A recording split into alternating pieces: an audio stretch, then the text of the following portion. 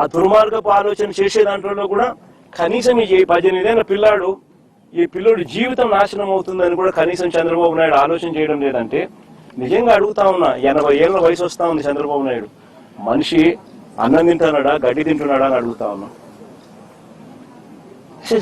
Absolutely రాజకీయాలను ఒక నీచమైన స్టేట్లోకి తీసుకొని పోవడం ఇది. నేను అడుగుతా ఉన్నా, ఒక్కొక్కరికి ఒక్కొక్క న్యాయం ఉంటుందా అని చెప్పి.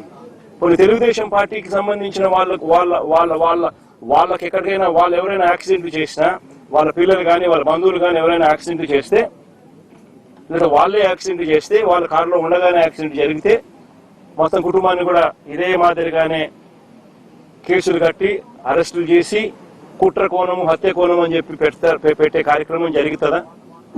చేస్తారా అని అడుగుతాను చంద్రబాబు నాయుడు గారిని. ఒక నిజంగా చేసేట్టుగా అయితే ఇచ్చాపురం టీడీపీ ఎమ్మెల్యే కారు ఢీకొని వృద్ధుడు మృతి. ఇచ్చాపురం ఎమ్మెల్యే స్వయంగా కారులో ఉండగానే కారు ఢీకొని వృద్ధుడు మృతి. ఇదే శ్రీకాకుళం జిల్లాలోనే నేను చెప్తా ఉన్నా, ఎక్కడికో బయటకు కూడా పోవడంలా.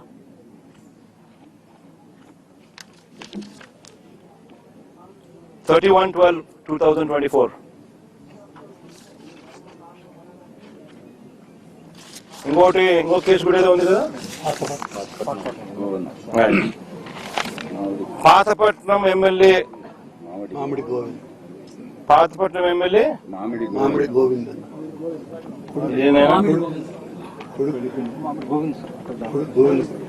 ఇదేంది కొడుకును తప్పించి డ్రైవర్. పాతపట్నం ఎమ్మెల్యే ఇదే జిల్లాలోనే ఇదే తెలుగుదేశం పార్టీకి సంబంధించిన పాతపట్నం ఎమ్మెల్యేకి సంబంధించిన మరో కార్ యాక్సిడెంట్. మళ్ళా వాళ్ళలో అక్కడ ఎవరిని అరెస్ట్ చేసినారు? ఒక్కొక్కరికి ఒక్కొక్క న్యాయం వర్తింపజేస్తే నిజంగా బతకదు, వ్యవస్థ అనేది బతకదు. ఒక చెడు విత్తనాలు నాటుతా ఉన్నారు. ఈ చెడు విత్తనాలు రేపొద్దున వృక్షాలు అవుతాయి. మీరు ఏదైతే నాటుతా ఉన్నారో రేపొద్దున అది ఒక వృక్షమై మొత్తం సిస్టమ్ ని నాశనం చేస్తుంది. అబ్సల్యూట్ గా అన్పార్డనబుల్, క్షమించరాని తప్పు ఇది. నిజంగా యాక్సిడెంట్ జరిగితే అసలు యాక్సిడెంట్ జరిగినప్పుడు 108 ఫోన్ చేసింది కూడా ఈ పిల్లోడే. 108 ఫోన్ చేసింది ఈ పిల్లోడే. మరి నిజంగా చెడు ఉద్దేశం ఉంటే ఈ పిల్లోడు ఎందుకు 108 ఫోన్ చేస్తాడు? 108కు ఈ పిల్లోడు ఫోన్ చేయడమే కాదు, సిపిఆర్ కూడా, అంటే వాళ్ళ నాన్న డాక్టర్ కాబట్టి ఈ పిల్లోడు కూడా చూసి సిపిఆర్ చేస్తే, అంటే చెస్ట్ సిపిఆర్ అంటే ఫుల్ చెస్ట్ హార్ట్ పంప్ చేసే సిపిఆర్ది వాళ్ళ ఆయన చేయడం చూసి ఆరాటపడి ఆ మనిషిని బతికించాలని చెప్పి సిపిఆర్ కూడా చేసినాడు అందరి ముందర. జరిగేదంతా అందరి ముందర జరుగుతాన్న విషయాలే. అంటే ఆ మనిషిని కాపాడడం కోసం తాపత్రయపడ్డాడు. 108 ఫోన్ చేసినాడు. మన పోలీసులకు ఆ తర్వాత ఇన్ఫార్మ్ చేసింది కూడా ఈయన నాయనే.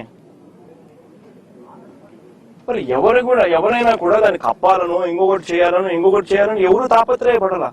ఒక అన్ఫార్చునేట్ ఇన్సిడెంట్ జరిగింది. ఒక అన్ఫార్చునేట్ ఇన్సిడెంట్ లో అందరూ కూడా కాపాడే ప్రయత్నమే చేస్తున్నారు తప్పనిచ్చి, దానికి బాధపడుతున్నారే తప్పనిచ్చి అయితే ఎవరు కూడా వాళ్ళ తప్పు లేదు. పాపం చేయగలిగింది ఏముంది?